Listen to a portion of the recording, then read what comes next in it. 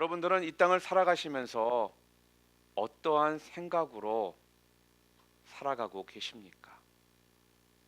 우리는 한국 분들은 이런 말들을 주로 씁니다. 무엇인가에 모든 것을 건다 그럴 때 우리는 올인한다라는 그런 말을 합니다.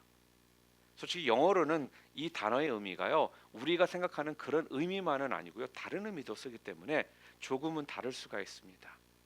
그런데 우리는요, 무언가를 완전히 내 것을 다 걸 때 올인한다라고 한다라는 것이에요.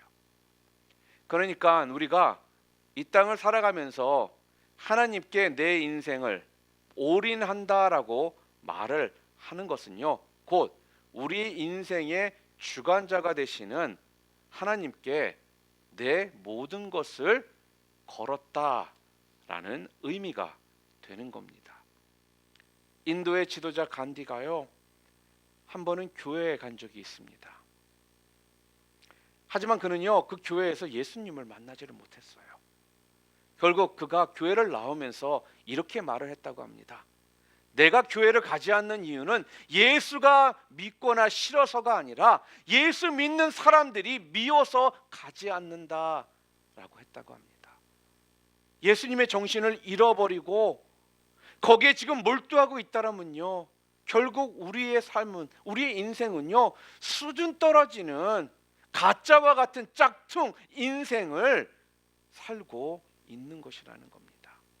우리에게 하나님이 주신 분명한 목적이 있다면요, 우리 인생이 아무리 지금 내리막길로 치닫더라도요, 여러분 절대로 당황하거나 절망할 필요가 없습니다.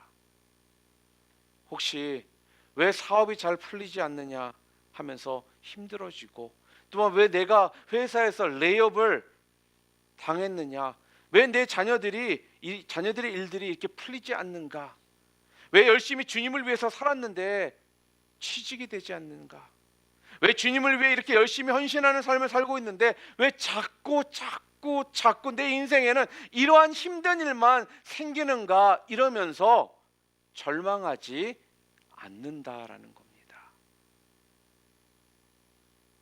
무엇을 바라보았기 때문에요? 무엇을 알기 때문에요? 바로 하나님께서 우리에게 주실 최종적인 상급이 무엇인지를 알고 있기 때문에 우리는 절대로 절망하지 않는 것입니다. 축구나 농구처럼 운동 경기를 보면요, 축구나 농구 등 이런 모든 운동 경기는 전반과 후반으로 나누어져 있습니다. 그러니까 전반부에 끝나는 경기는 없다라는 거예요.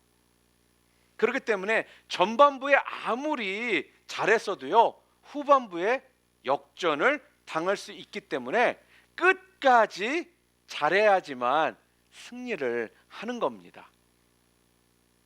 그런데 우리의 인생은요, 다릅니다. Our life is different.